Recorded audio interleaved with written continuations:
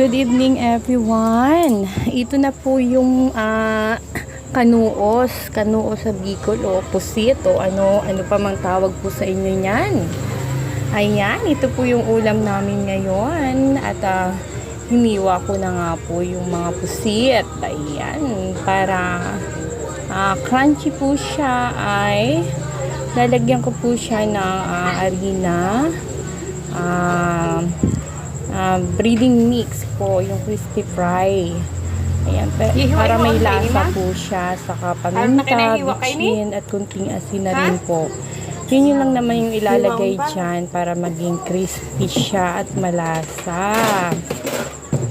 Ayan, para maiba naman. Nagtira pa nga po ako sa freezer ng 2 piraso pa na pusit. Ayan, kasi si Papa ayaw ng ganyan. Gusto niya ay ginataang pusit. Ayan. Niredy ko na nga yung harina. Lalagyan ko nga pala yan ng crispy fry. Ayan. At sasangkapin ko na. Ang sangkap lang naman ay ayan, si Mama na nga po yung naglagay. At balik-balik ako sa sa tindahan. Ayan, pero ako po yung magluluto mamaya. Ayan, nilagay na nga ni Mama yung crispy fry sa harina. At lalagyan niya ng bitchin, ng kunting asin. Ayan, at may paminta na rin diyan sa harina. Ayan, halo-halo na nga ni Mama. Oh, ayan. Nilagyan na nga ni Mama dyan ng paminta ang pusit. Ayan, si Papa ay wala po siya dito ngayon at piyestang San Roque ngayon at besperas pala. Besperas ng anong tawag dyan? Besperas ng kapiestahan sa San Roque. Dito po sa Bicol ay sunod-sunod yung piyesta. Ayan, sa mga karatig barangay, ayan, sunod-sunod na po yan ang kapiyastahan dito. Nauna na nga po yun sa amin August 16 ang kapiyastahan. Ayan, okay na at may sangkap na. Oh, okay na at ilalagay lang naman yan dyan sa ay parang isasawsaw mo lang yung pusit sa harina na may breading mix. Ayan, kompleto na po siya ng sangkap. Yan, ako na nga po yung nagluto niyan. At alam nyo ba ang pusit ay talagang pag nilagay mo na sa kawali ay pumuputok. Ang sakit kaya talagang natakbo ako pag ganyang pinuputokan ako. Ayan, unang sala nga po. Ayan. Unang salang po yan.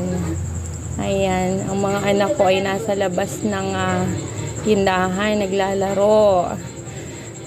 Ayan, kanina nga po ay may nabanggaan naman dito sa aming lugar, kaya ang mga anak ko ay talagang hanap-hanap ko. Ay iwas na iwas nga po ako pagluto at natilamsik talaga siya. Ay malayo talaga ako kung pwede lang magtakip sakit kaya. Ayan na nga ayan, minsan ang ginagawa namin ay sabi ng mama ko, patayin na lang yung apoy para hindi ka matalamsikan ng mantika at masakit nga naman. Ayan, crunchy na nga siya yung unang salang. Kaya maitim na po yung kawali, ay 37 years na rin po yung kawali namin. At niluto ko muna yung tosino ng asawa ko at yan ang paborito niya. Ayan, kaya yan na rin po yung ginamit kong mantika sa pagluto ng pusit.